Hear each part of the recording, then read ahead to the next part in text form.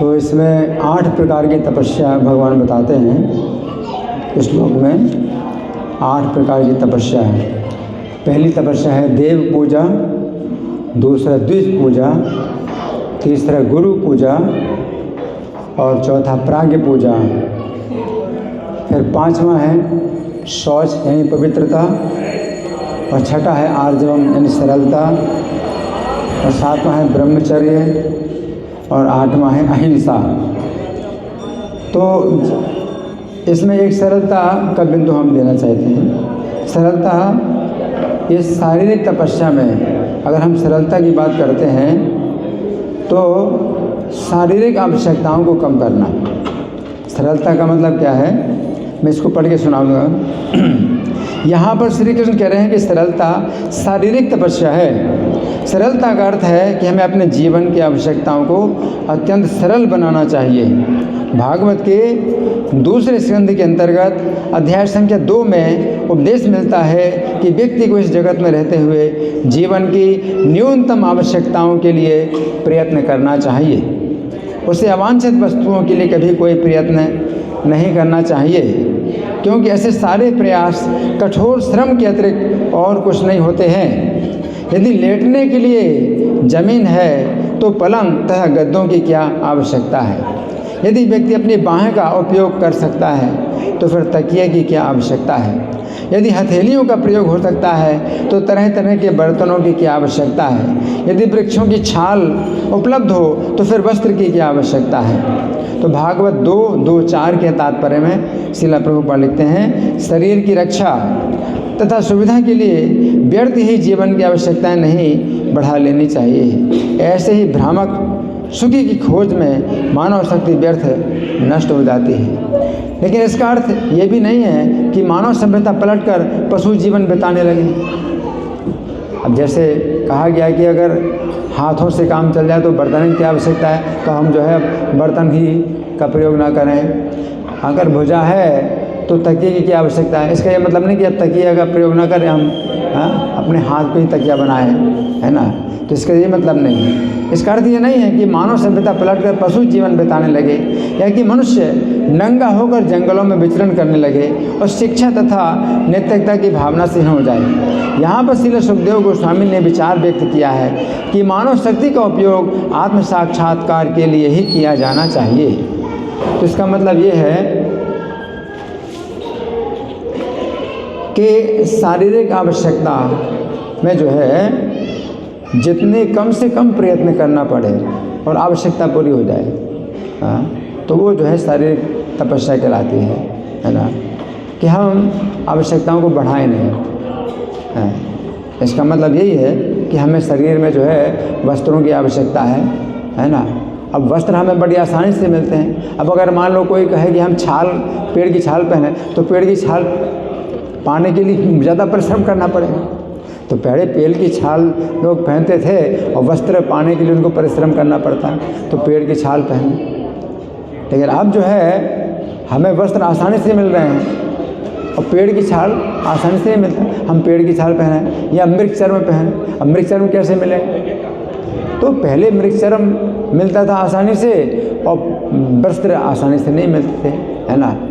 तो इसका मतलब यही है, पलंग गद्दों की क्या आवश्यकता है अगर लेटने की ज़मीन है। लेकिन अगर लेटने की ज़मीन में अगर हमारे शरीर की रक्षा नहीं होगी, आप ज़मीन में लेटोगे और ठंडी ज़मीन में जो है ठंड लगे, लकवा लग जाए, तो यहाँ इसका मतलब ये नहीं है। और गद्दे और जो पलंग है वो आसानी से मिल रहा है, तो इसका ये मतलब नहीं है कि हम शारीरिक तपस्या के नाम पर हम जो है नंगी ज़मीन में सोएं। नहीं, हम तो तपस्वी हैं, इसका मतलब नहीं।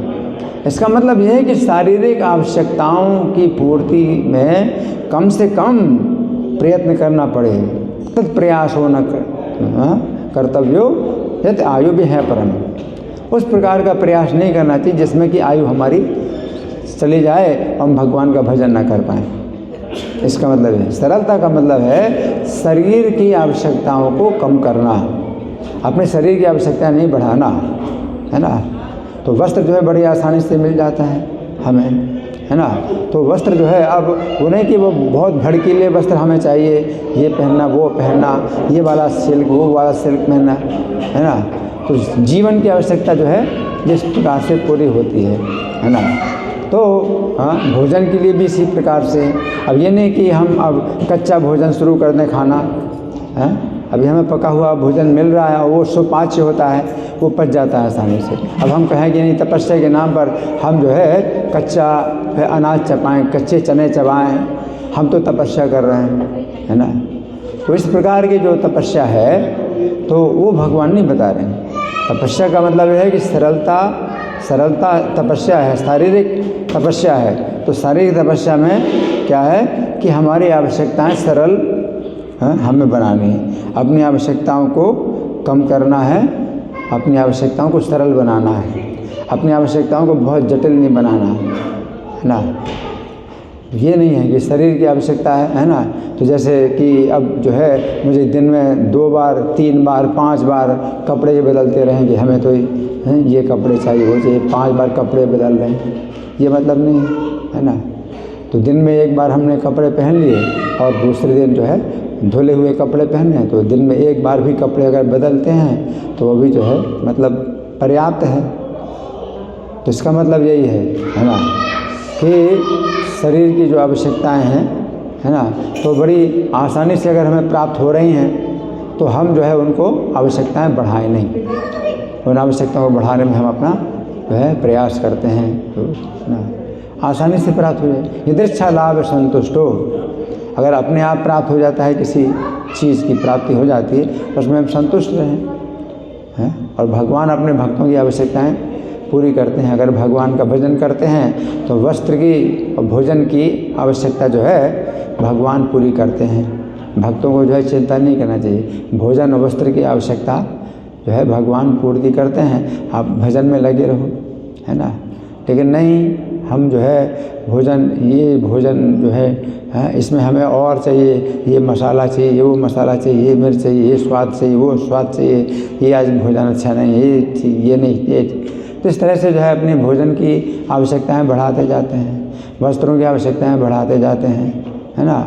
और बहुत सी चीज़ें जो उनकी आवश्यकता ही नहीं है, तो ये साबुन चाहिए, वो साबुन चाहिए, ये कई तरह की चीज़ें जो है आजकल जो है जो कि आवश्यकताएं नहीं हैं, वो आवश्यकताएं जो है बनाई जा रही हैं।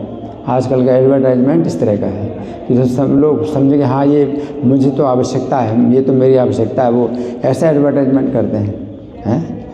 तो इस तरह से जो है जो आवश्यकताएं नहीं हैं वो आवश्यकताएं बनाई जा रही हैं, है ना। तो प्रभुपाद ने मतलब इन सब चीज़ों का बिल्कुल विरोध किया है कि अपने जीवन को जो है बिल्कुल सरल बनाओ, अपने शरीर की आवश्यकताओं को सरल बनाओ, है ना।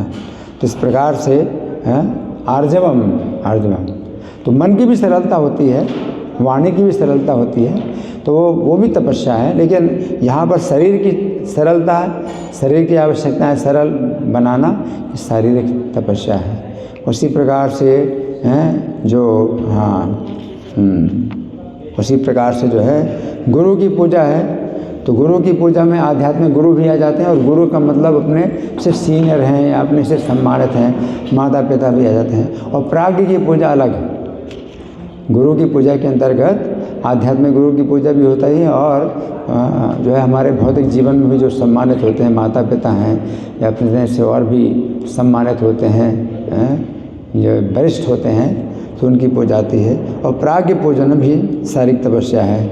इसमें मैं पढ़ के सुनाता हूँ कि श्लोक में चौथी शिक्षा के अनुसार शब्द है प्राज्ञ पूजनम शारीरम तप उच्यते, अर्थात विद्वानों का पूजन शारीरिक तपस्या है। यहाँ पर प्राज्ञ शब्द का अर्थ है ऐसा व्यक्ति जो वैदिक ज्ञान में पारंगत है। हमें समझना चाहिए कि 4 कुमारों जैसे अनेक प्राज्ञ हैं जो वैदिक ज्ञान में पारंगत हैं तथा अपनी इच्छा के अनुसार सर्वत्र विचरण करते हैं।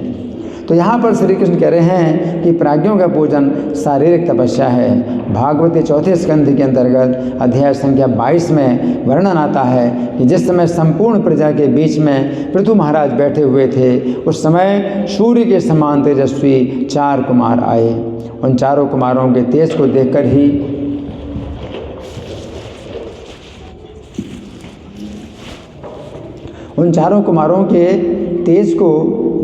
ही राजा तथा उनके सेवकों ने उन्हें आकाश से उतरते ही पहचान लिया।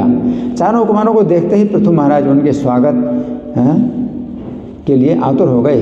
अतः अपने सेवकों सहित वे तुरंत अत्यंत तेजी से उठकर आगे लोग शास्त्र विहित ढंग से किए गए स्वागत को स्वीकार कर राजा द्वारा प्रदत्त आसनों पर बैठ गए।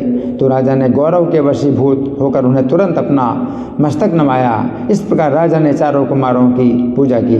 तत्पश्चात राजा ने कुमारों के चरण कमलों के धोए हुए जल को लेकर अपने सिर पर छिड़का। ऐसे शिष्ट आचरण से राजा ने आदर्श पुरुष की तरह ये प्रदर्शित किया कि आध्यात्मिक दृष्टि से उन्नत लोगों का किस प्रकार सम्मान करना चाहिए। तो यहाँ पर श्री कृष्ण कह रहे हैं कि प्राज्ञ लोगों की पूजा शारीरिक तपस्या है।